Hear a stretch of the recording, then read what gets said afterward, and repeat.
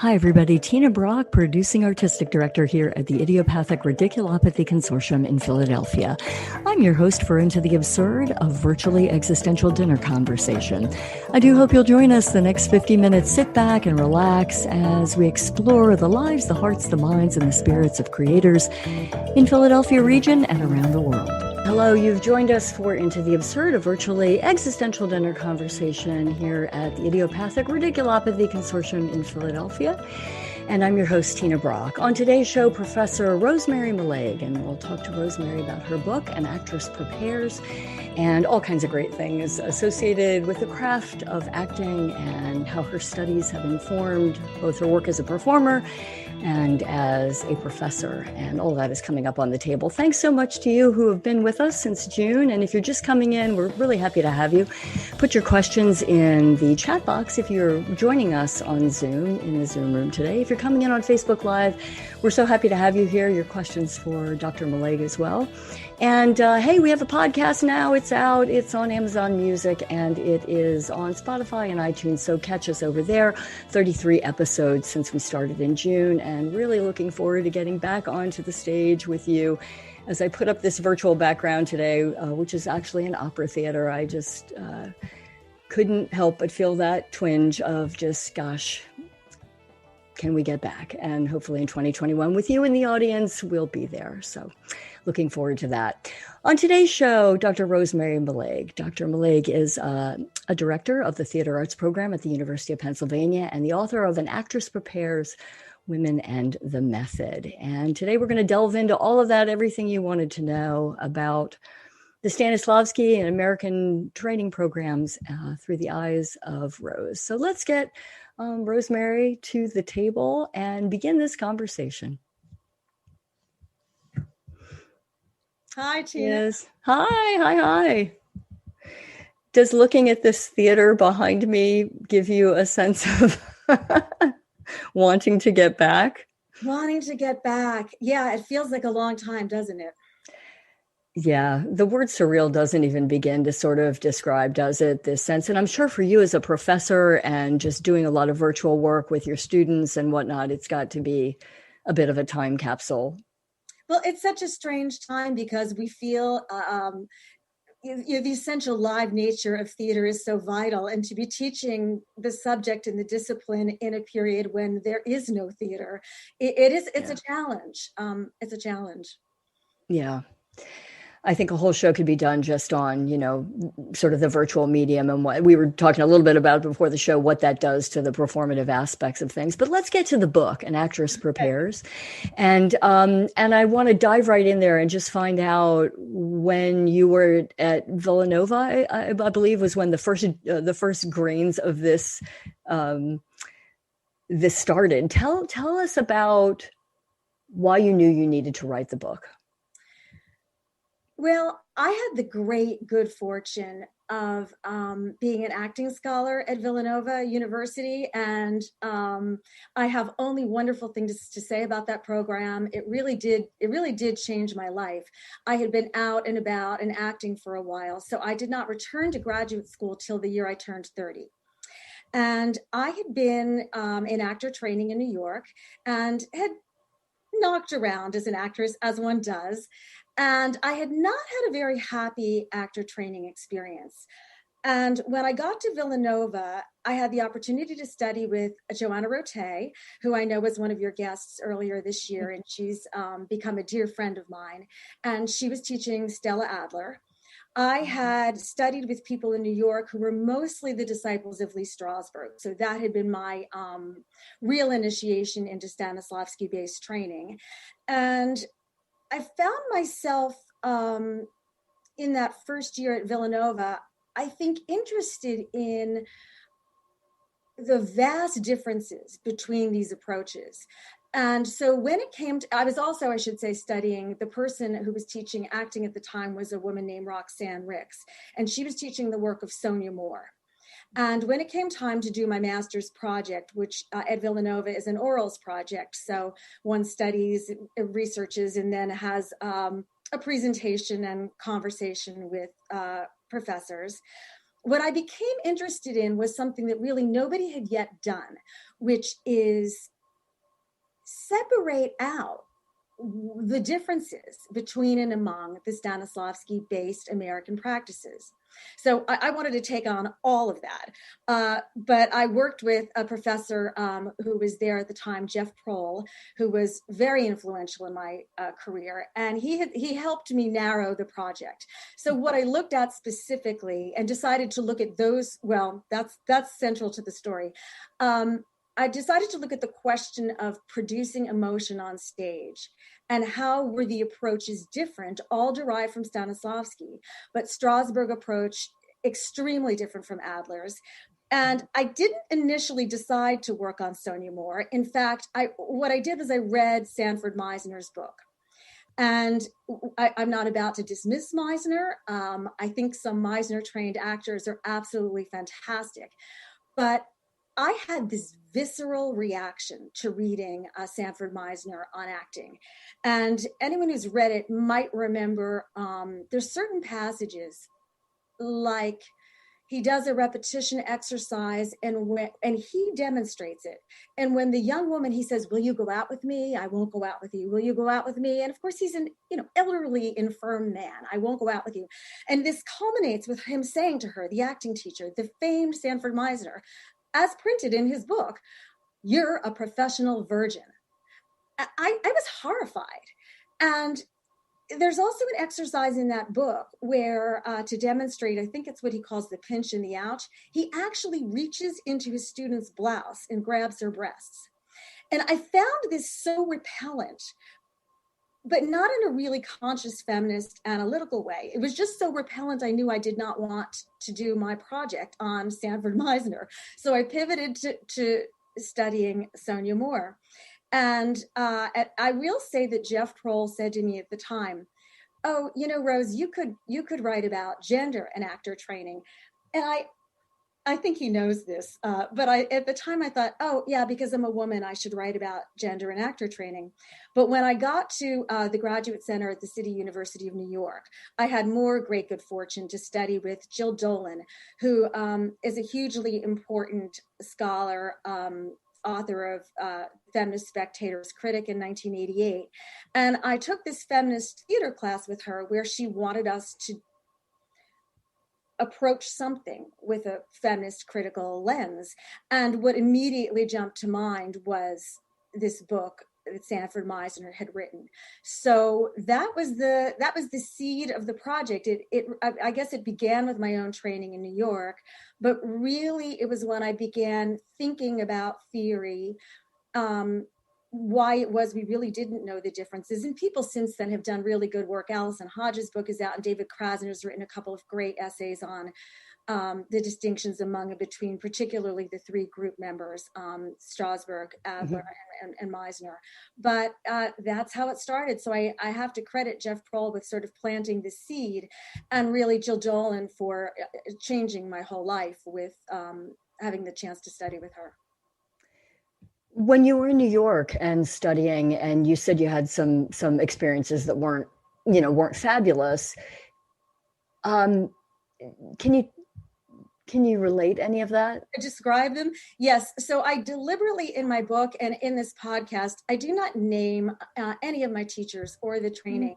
And I say to protect, the innocent and the guilty. Sure. Yeah. So I think the first thing I have to say is I truly am deeply grateful for that experience. And again, I wouldn't have any of the things that I have in my life or be doing any of the things I'm doing had it not been for that training.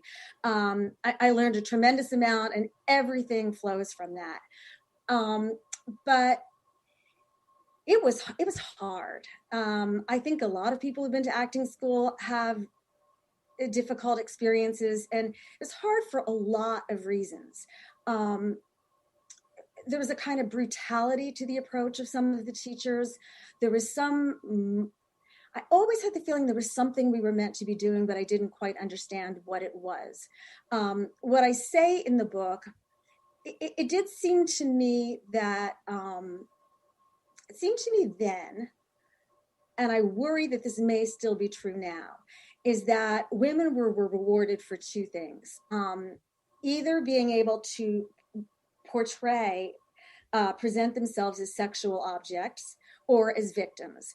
And so, I like to say, but it's true, crying was rewarded. If you could break down and cry, and it's mostly true of women in actor training, but crying, if you can cry, fantastic.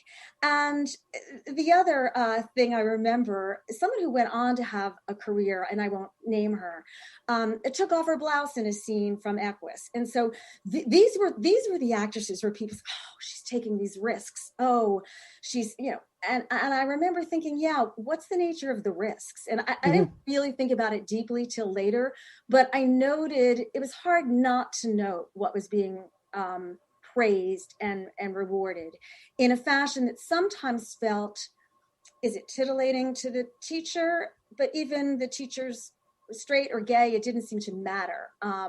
Something about, displaying those qualities seemed to be what people were looking for.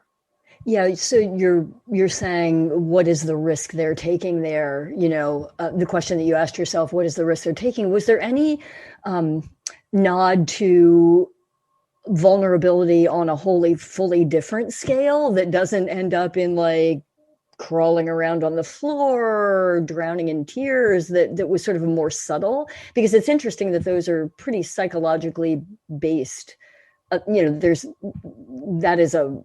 is a platform that we work off of in that, and that there's a whole lot of colors in that rainbow, for vulnerability. Like, I think it's interesting. You know what I mean? Like, I wonder. I would say from my perspective of these many decades now, or few decades, there was no framework for making students feel safe. And I would describe myself, so this I have to own, I was a bit of an innocent. I really wasn't ready for New York and where those people were coming from. I had been playing ingenues and was still, sort of one myself. And I would say in that actor training, though, it wasn't just women who suffered this. People broke down on a regular basis.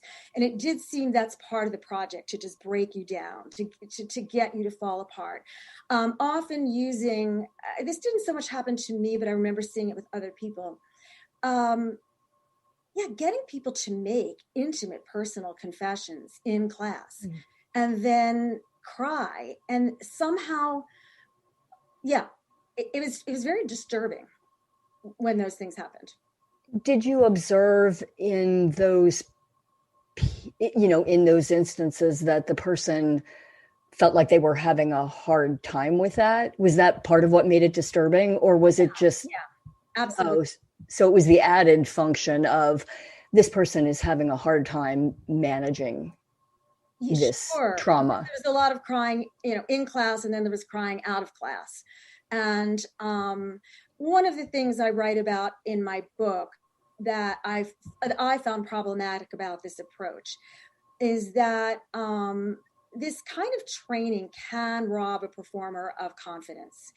And we need our confidence to be able to get up on the stage, and that sort of tearing you down, or my own recollection, but I feel that I speak for a lot of people, because anyone who has read the book, or when I used to, while I was writing the book, give papers on the subject, I cannot tell you the visceral reaction listeners would have, like, oh my God, that happened to me, or wait till I tell you this story. Including in my early years teaching here at Penn, I remember one of my students had a close friend studying at a major institution in New York, and she said, yeah, my friend told me my teacher spat in her face to get a reaction out of her. And so there is a risk of abuse. And as I say in the book, there's something so specific about actor training that we are expected to do, and about acting, right? I mean, I think this can be problematic in rehearsal rooms, but to do what we're told on the spot, like, do this, do this. And to succeed, you have to do it. And you can't question it, and you can't resist it. And you can't say, I have objection to this. I think being compliant has been a huge part of actor training and being able to deliver what you're being asked to do. So one of the risks, I think, obviously this is not everyone, and even within my own training, not every teacher, but this was a pattern I wanted to investigate. Where does this happen? Why does this happen? I think it's possible that in some instances, certain kinds of personalities are drawn to this kind of thing. There are people who enjoy this kind of control over acting students, and yeah. Do you think that, well, let me back up there. In the foreword to your book, you talk about how there's certainly many stellar qualities that the Stanislavski-based training brings into them. Are there a couple that you would point to that you think are helpful in your own work, or that you feel are like the table legs that really hold it up? Yeah. Oh, absolutely. So, I mean, yeah, I should say at the outset here, I'm a huge believer in the Stanislavski system in all of its manifestations. So I'm not somebody who says we need to walk away from it. I'm a huge believer. I think that what happened for me was that in my own training, no one was asking us to read anything or assigning us to think about theory. We were asked to check our intellects at the door.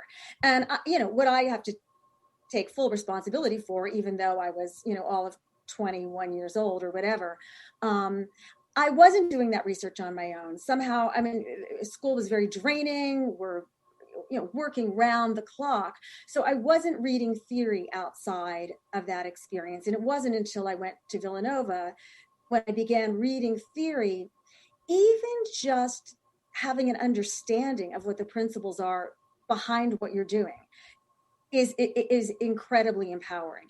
I'm trying to think, so what do I think are the most important? Like disconcentration. I mean, that certainly figures into it. Imagination. Certainly relaxation. Yeah. Being in the moment. I'm a huge believer in script analysis. So I do think being able to read a script and understand it, not just from an acting perspective, but what is the playwright doing? What's the play doing? What's my function in the play?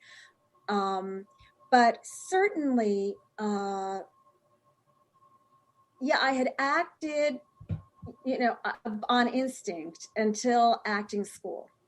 That's what so I had done a lot of acting, but had not been trained. And so there's so much, including being able to access one's emotional life and use it on the stage.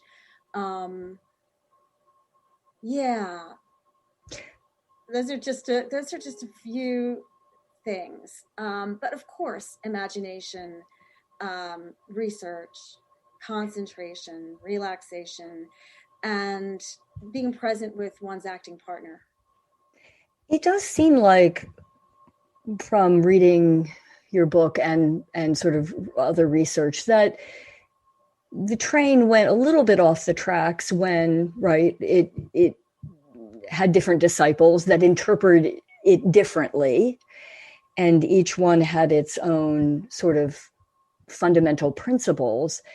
And having studied with Strasberg devotees as well, that's my indoctrination into it. But it does seem like at its root, actor-based, Stanislavski-based training has some really fundamental, enduring aspects of it that just got, morphed or interpreted differently, or even fetishized.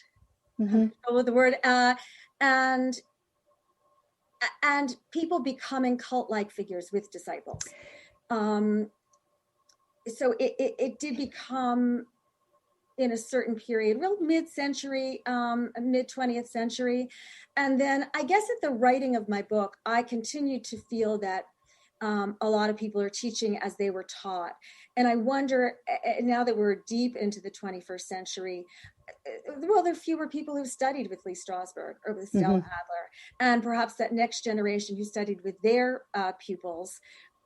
I have a more eclectic approach, and I believe in taking what works. I also feel strongly that what works for one person does not work for another. And so this idea, well, quite famously, one of the things is said about Stella Adler, that here Strasberg wants her working on her emotional life, and she's so emotionally available that that's the last thing she needs to be working on. So I think it's such an individual thing. And there was this period when there were these very rigid strains, and to some extent with cult-like followings, especially Strasberg. But curiously, the one where I think that remains the case to some extent is Meisner-based training. And people often say it's because it's so much more easily codified, and he lays out this plan and sequence of exercises. So it's easier for subsequent generations to teach. I'm not saying it's easy to teach Meisner, but there's more of a formula than there is in the teaching of Strasberg and Adler, which has been more handed down through tradition and through the texts, but they're not as systematized as Meisner's system is, or technique. That's what the Meisner technique. How do you think?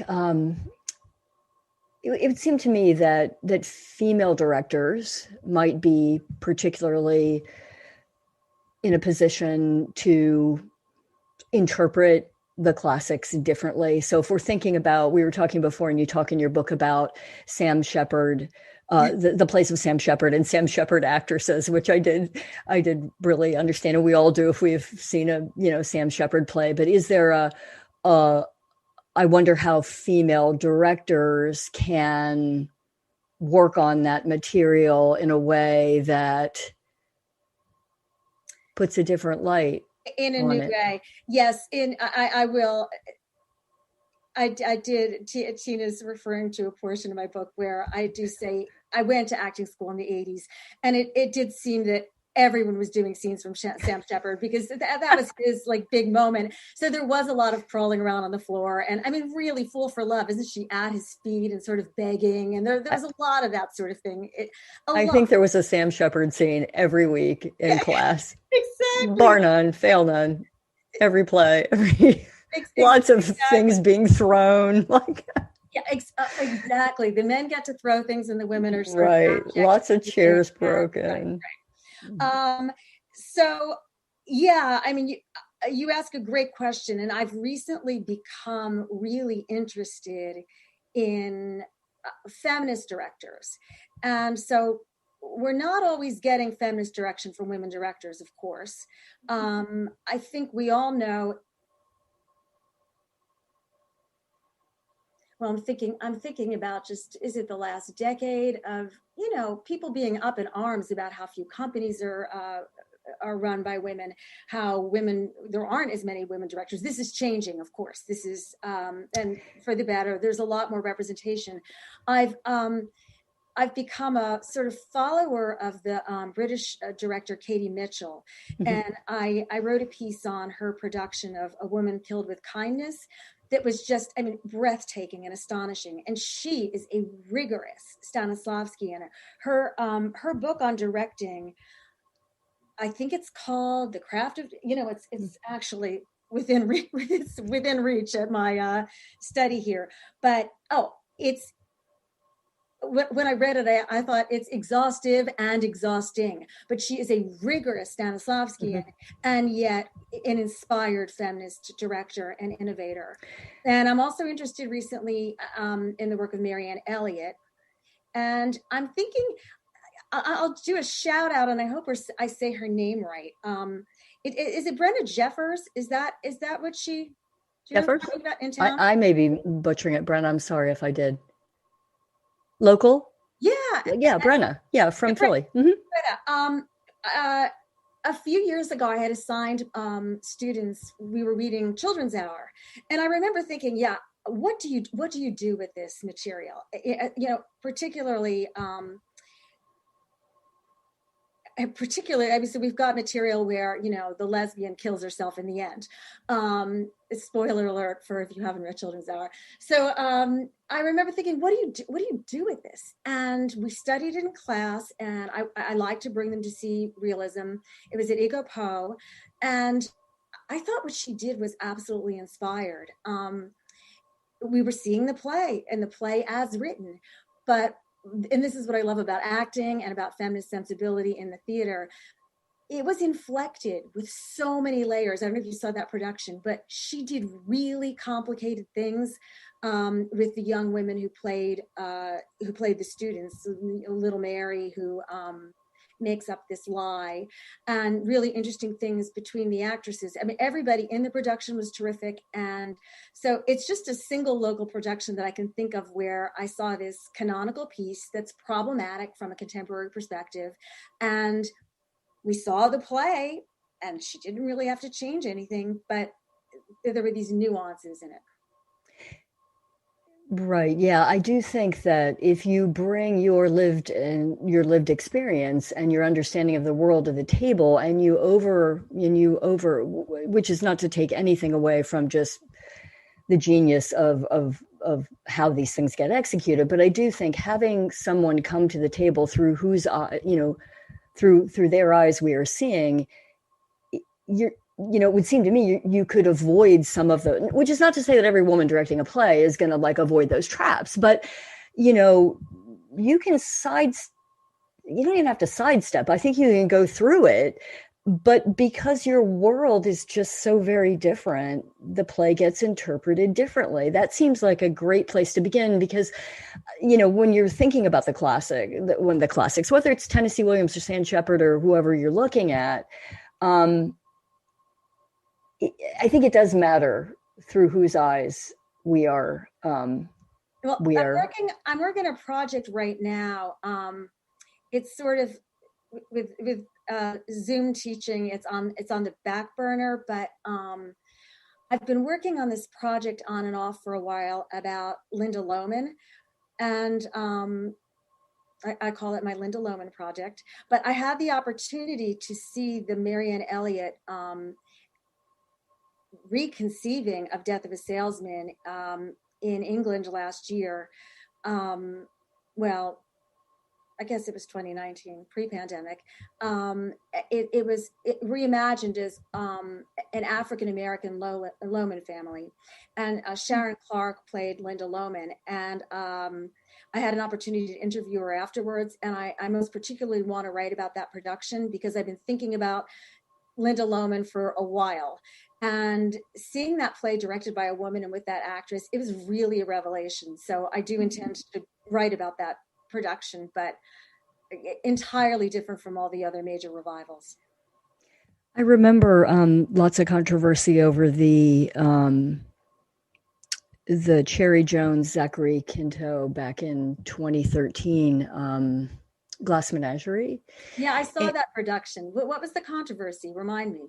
Well, I don't know. I mean, I loved it, but I know that wasn't the opinion of everyone. I mean, I think the controversy might have been, I don't know if it was controversy, but it was just sort of like, is this interpretation of Amanda one that we can get behind? I mean, I think there were a number of discussion points on the table.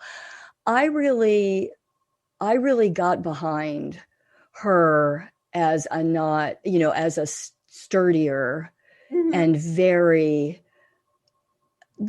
probably different kind of Amanda than we might normally see. But that just resonated with me as a woman, as a single mother, as a person who wants the best for your kid. I don't know. That really resonated for me. And so I often wonder, are audiences ready sometimes to see their Tennessee Williams done differently, or to see, and I'm not saying that audiences didn't love the play, because I think they did, but are audiences ready to be, and that's probably not the first question that should be asked, is just do it and they'll come, but isn't it well, you know what, first I have to tell you, I'm a huge Terry Jones fan, huge follower. But since you brought up Amanda, I would love to just talk about this for a minute. I don't know if it's that production and the fact that I teach it.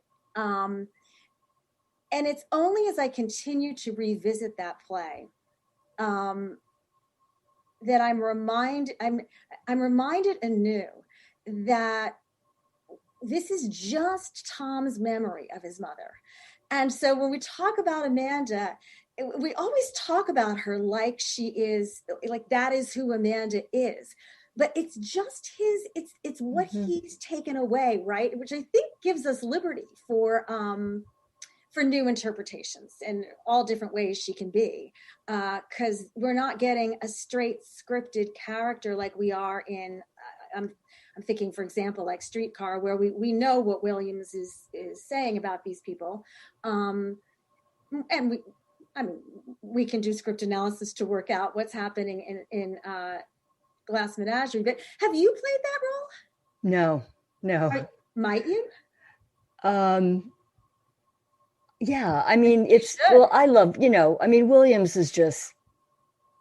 And you had your wonderful eccentricities that. Well, I mean, that was a bit, let's face it. I mean, as a female director, and I really realizing I'm way too old to play that role as written the way that it was. But it also, by doing that, it allowed me to pursue a different side of this character who, if she did not find this last chance cafe by way of John, now it's a different outcome, right? And it has a different feel to it. And that's what got me so excited about doing it. And I realized I was taking risk and the audience might not buy it and all of that. And I it's not that I don't, because you don't want to stretch it too far, right? You don't want to stretch it too thin, but yet I do think it opens up doors to entirely different generations of women for whom, like, did changing the age, as long as my parents were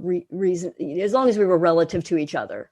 Yes. I just felt like it opened up, at least from the perspective of digging into the play, some opportunities that didn't leave me sidelined. Well, I do. And not only that, Tina, but you're making me, I'm thinking about ageism, women and ageism in the theater. And I may be wrong, but it feels to me like once upon a time there was more latitude and older women were playing younger roles. It's not film, so why not? But it did offer a new window. I'm thinking, I'm just remembering a story, someone I worked with many years ago.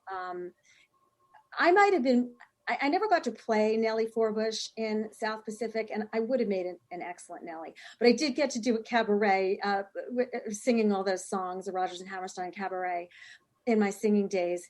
And the director I was working with, Tom Haas, who I adored, he had directed a production once, and he said he thought it was critical that Nellie be older, and this needed to be her last chance. So this romance in South Pacific, she's not, even though she's as corny as whatever,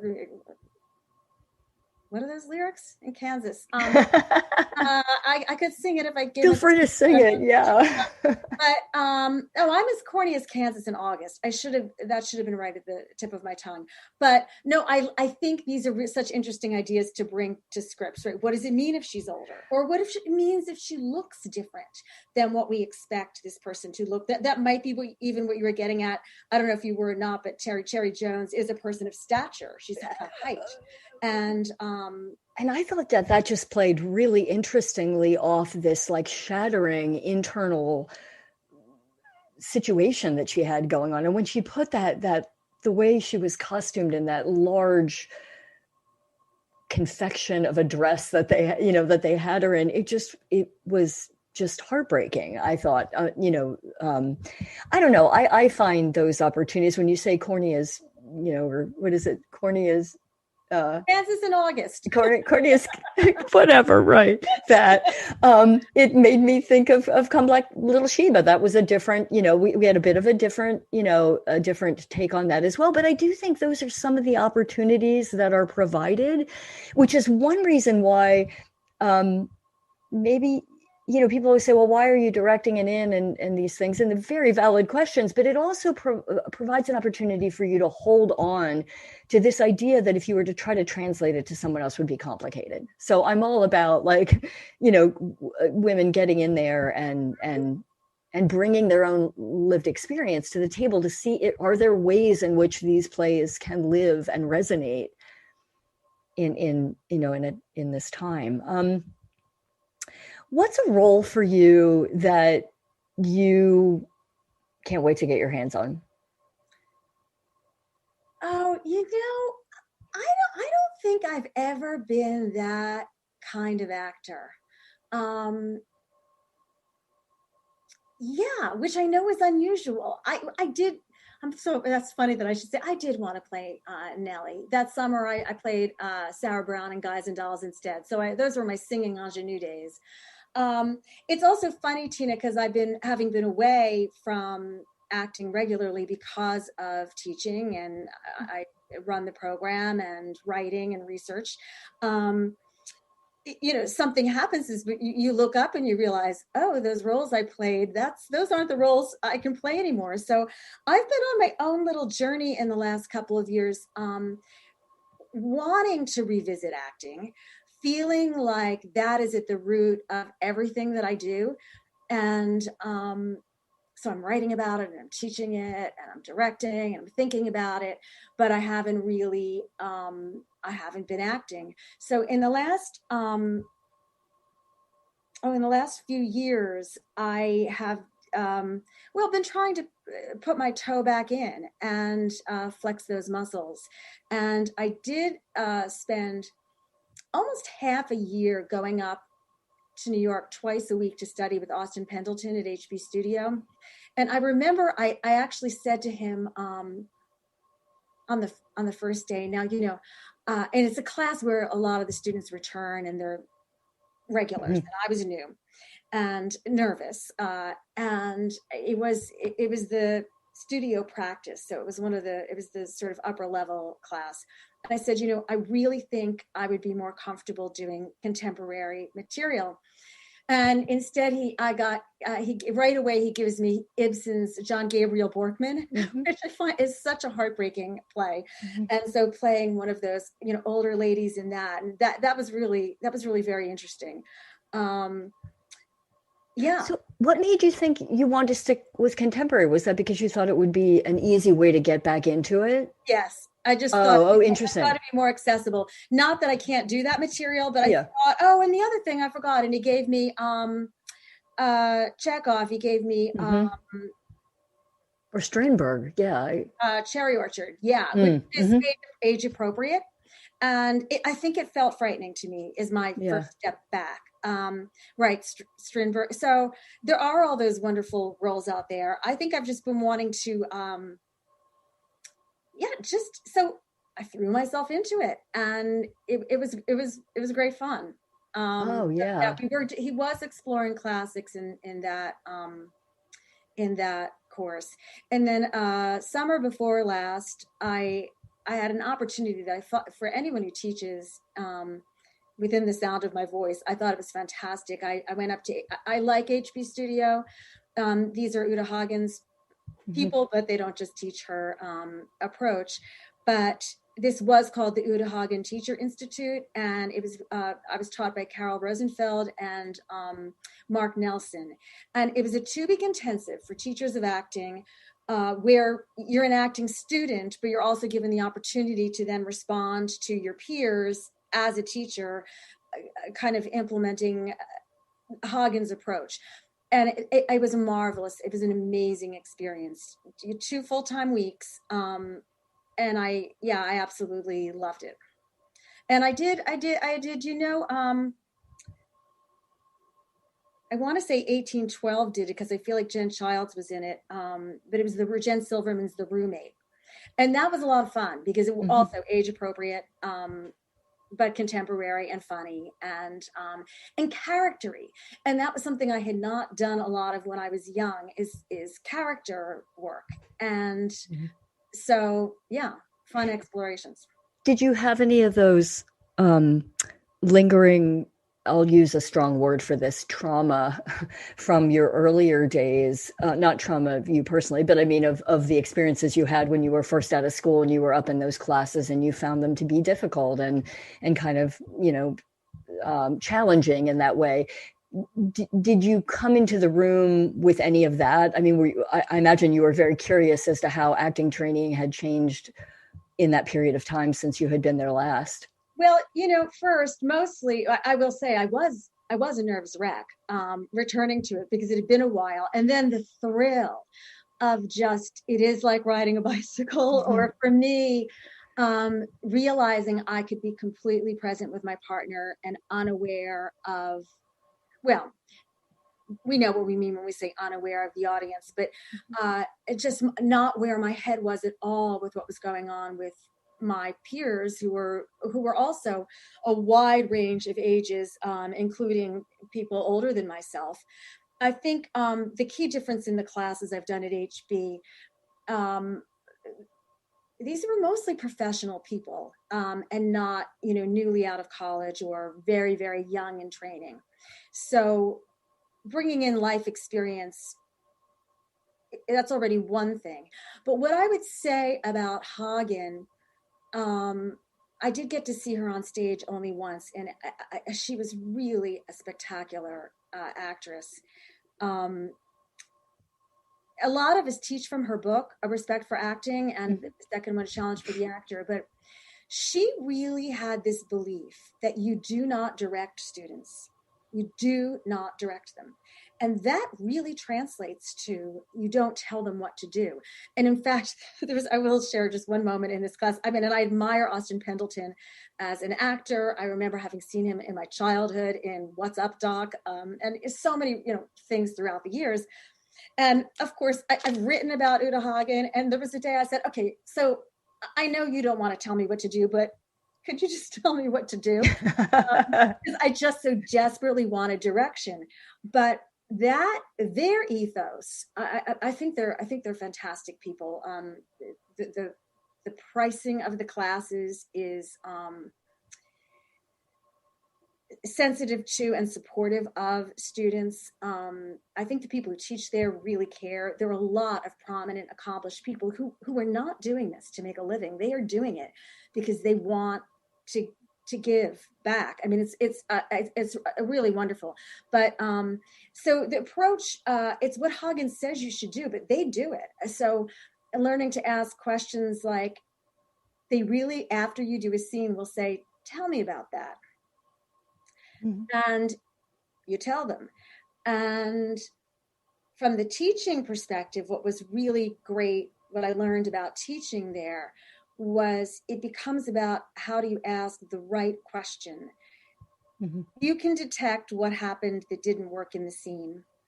And I'll just give you one example that was amazing. I was working with this woman who's a professor in Virginia.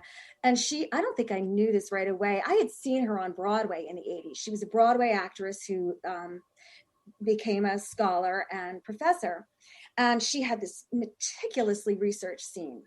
And there was something that didn't seem truthful to me in the scene. I didn't believe what she was doing. And I just said to her, tell me about the meal. And she paused and she went, right. Okay. I said, do you want to do it again? And she did it again. And that was the framework they gave us. So we were practicing teaching in front of our teachers after this period of time. And I was just so delighted because I asked the right question. And she was an actress who didn't then, she got it. I think that is more challenging with young people and with people with no acting experience. Because there's no framework for, if you say, yeah, tell me about that meal. And really what it was something along the lines of, in that particular scene, something had happened. She's very disappointed somebody doesn't come to dinner. And she sets about whatever she did herself. I could just see she had not absorbed what had just happened, but she didn't need me to tell her that because she knew it. And she did it again. And it just was like this lovely self-development. I think with young people who don't have training and haven't acted, that sort of really open-ended approach is hard because you don't know why it's not truthful yet. You just don't know why. Yeah, that makes sense. So the concept of, and there's a bunch of questions here I want to get to too in a second, Rose. This idea of truth on stage, I think, does it lie, and it lies all places, right? It lies with the actor, it lies with the guru or whoever's sort of observing, and it lies with the audience. And you'll often read anecdotes where the person the teacher is saying that just wasn't truthful, and you get into this, how could you figure out your way through that if you in fact believe you were delivering your truth in that moment? Then if it's hierarchical, you're going to be questioning what you did. And whereas a more open-ended approach, as you're saying, where you're trying to pull out the reasons will probably get you to the end result in a way that doesn't pull into question the reality that you just experienced. Is that, what I mean? For those of us who teach and direct, and I do write about this, we're all bringing in our own biases about behavior and how people behave, and whether that seems like a way a person would behave in that set of circumstances. I do think there is such a thing, though, and I feel like I know it when I see it. Sometimes I feel you can tell if an actor is listening to the partner and responding in the moment, as opposed to being walled off. It's visible. Energetically, it's visible. Right. And I think that extends to the audience as well. Say more. Well, it feels like there's no disputing the presence or being present in the moment. And I think that translates energetically, meaning not like the audience can feel that when we're all in the same presence. Even in a very large theater, you can feel the compression of being present with the other person, just as you just said, deep listening, being in tune with that. And I wonder when in the class you were speaking of, when you gave the redirection or you asked her the question, what was happening in the meal, and she went back and did it again, was it just a question of readjusting and just bringing oneself to the metaphorical table that changed the scene? She had a whole different take on what happened to the food. Oh, interesting. Yeah. So she came back with a whole different take on what happened to the food. And I'm trying to remember. I think the way it went the first time was she's really disappointed that somebody doesn't come. And I can't remember if this is from a play or whether we were also to create these situations, but there's a phone call, I think, and she's clearly, the scene was, it was a Hagen exercise, I guess, getting everything ready, preparing the meal. She's getting herself ready. She's waiting, and the person doesn't come. And in the first scene, I think what she did was just begin to enjoy the meal. And there was just something about it.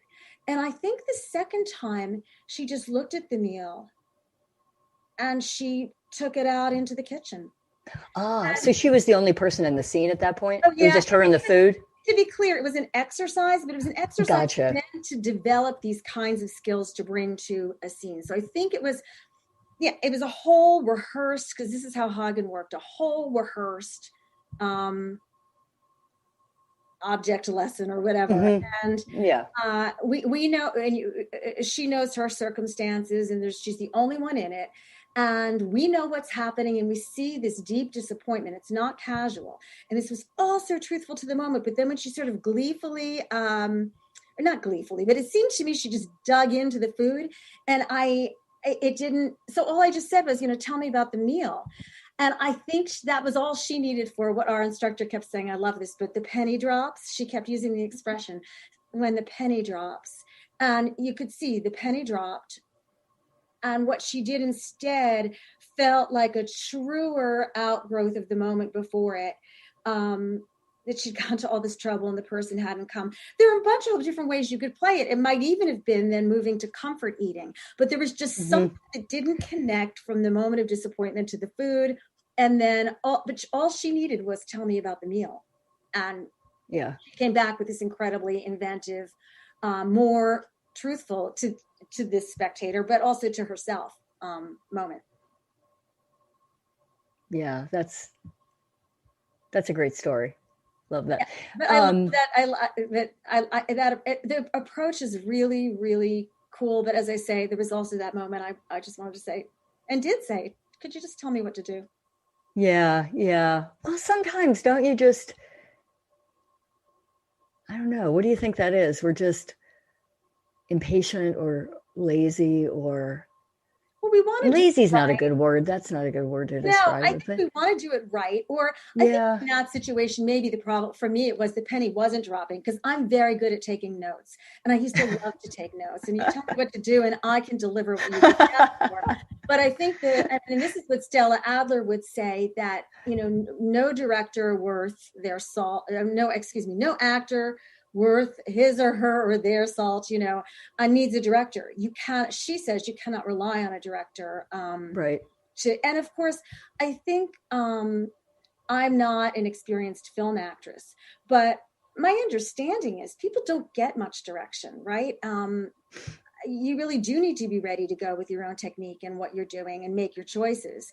And so it might be a wanting reassurance or wanting to please, I don't know, that asking for direction, but to get it right.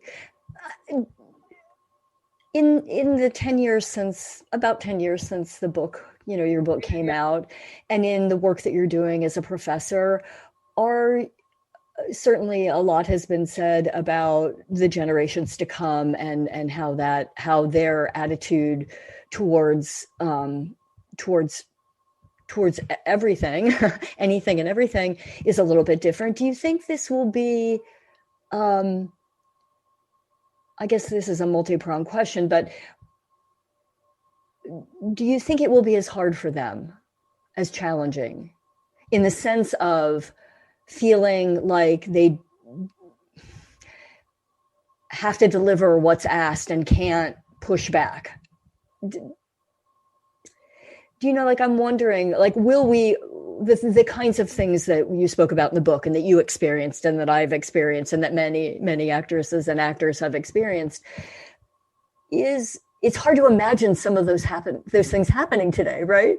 Like if I go back to my thinking about the guy was trying to get me to I don't know, find some sexuality in me, which is hard to find. And by asking me to do something with a chair that I was not doing, and I just was like, no, I don't think we're going to do that today. Oh, you did say that? I did. Were you really, really young or No, I think that I didn't have the benefit of going through a program in a conservatory or everyone, I was a journalism major, I came into this and I started studying and whatnot. And it didn't occur to me to say, oh, sure, I'll get on that bus. I was like, what you did was courageous. I was like, nah. Because that's not going to work. I was like, humping this chair is not going to work right now. It's not. And this is the sort of thing they asked of us. Why? Well, yeah, it did feel strange. And I was like, I don't think we're going to get to Toledo on that train today. So let me go work on that and I'll be back. Okay. But well, first of all, we are, so the whole Me Too moment, I feel my books, there was only one case I knew of, of somebody who was prosecuted, and I guess, famous acting teacher who was in big trouble in New York in the 80s. But we always knew this stuff was going on, right? And there weren't many cases I could point to when I wrote the book, but now there's so much stuff out there with people starting to talk. So, I think, one of the issues, I only write about the actor training process, but as we know, this is a problem in the business, and there's always been the quote unquote casting couch, but all these stories of abuse. So I think there's more, there's heightened awareness. Young people are aware. Young people know when they're being manipulated and asked to do inappropriate things.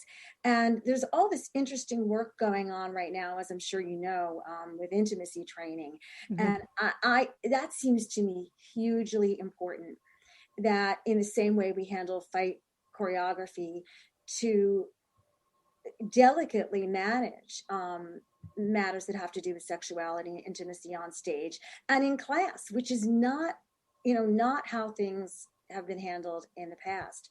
There's still a problematic power dynamics and hierarchies, but you raise a really good point. Our students, I hope, less likely to be vulnerable to mistreatment in classrooms and rehearsal rooms. And so much of it is, I think, I don't know, you're in the classroom and you see it. And I tend to work at the IRC.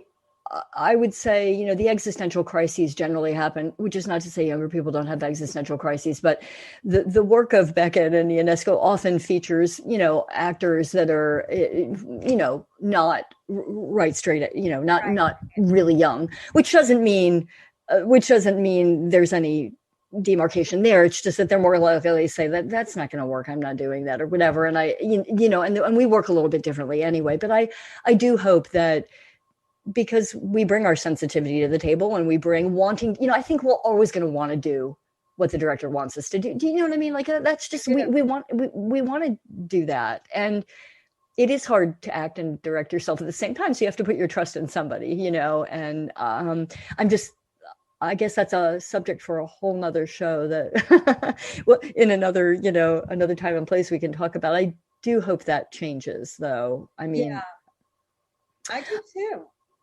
I want to get there's, thank you all so much for asking questions in here. This is Emily saying the discussion of kind of brutal teaching brings to mind an earlier interviewer that we had, or an earlier guest that we had on the show, who was looking for ways to make auditions more humane, just to make that process because boy, that's a killer, right? Yeah, it's just psychologically, like. I've been auditioning. Before the pandemic, I did start auditioning. And it's so easy to make them humane. And that's a thing I always do with students. And it's amazing to me how people choose not to. Really, right? It is, right. It's one of the hardest parts of the journey. It is. And it takes so little to have a short conversation with a person to make them feel like a human being. Introduce yourself. What does that take? How many seconds does that take? And then thank them. And the other thing, if anyone out there, if I audition for you, you can file this away. I also do think it's a lovely courtesy, and I'm talking about around town, but anywhere. It's a lovely courtesy to invite someone to do their monologue a second time, or a reading a second time, even if you're not interested. I think it's a lovely courtesy to give that little bit of direction or make a suggestion and see what happens, so that people feel valued. Because we are really vulnerable auditioning, and it doesn't really bear much resemblance to the acting process at all. I feel much more vulnerable auditioning than throw me into something or ask me to do something and I'm fine. The auditioning is something I'm learning to do again, and was feeling pretty good about myself for putting myself out there. Yeah, I think because you're coming into a different set of sort of rules and vibration in each room that you come into, and it takes a little bit of time to kind of suss out what's going on, and you don't have that time. Right. You kind of have to shut that down, and yet you're receiving all that information. It's coming through. So yeah, it's like walking into a hornet's nest sometimes, and I'm not bad. It's just a lot of energy and And I've had people, I don't want to, I haven't gone on that many auditions, and some people I've been out for have been just so gracious and lovely. People I know, people I don't know. But we've all had that experience where it's all very cold. And I think putting actors at ease is a useful thing for directors to do, to make people comfortable. Yeah, agreed. I mean, it's certainly a much better position to start from. Absolutely. You know. Absolutely. I'm hearing my mother's clock chime 6. Rose, this is a great conversation. Thanks so much for taking the time. I could have this conversation a lot with you, and I hope we'll do it again. Yes, well, I'll invite you back to my class where we have enjoyed you visit us, and thank you so much for inviting me to do this. It was my pleasure. I learned so much, and I hope we can continue the conversation again. Absolutely. All right. Bye. Bye-bye. And thanks everybody to you for being here and being a part of our audience today. And hopefully soon we can all be back in theaters around the country. And I do hope if you're here next Saturday in a place near a computer at 5 p.m., you'll join us for Into the Absurd, when our guests are going to be Liz Goldberg Johnson and Warren Bass. Warren is a filmmaker. He and Liz, who is an artist, a painter, an illustrator, and animator, have worked together to collaborate on a couple of projects, Cuban Queens and Voguing and Other Pleasures. So we're going to talk to Warren and Liz about their wonderful collaborations that have earned many international awards and been recognized in juried, whatever the word is I'm looking for, in juried competitions. That's the word I'm looking for. Liz has been on the show a couple of times, and she's always just brings her energy and her joy in her work and her life. And I can't wait to meet Warren and talk to them about making Cuban Queens, which they were in Havana, where Liz was sketching many sketches that went into the compilation of this animated film. So we'll talk to them next Saturday at 5 p.m. And in the meantime, just wishing you a very safe week ahead. I hope you get your vaccine, keep your mask on, keep creating, and we'll see you back at the table next Saturday at 5. Thanks.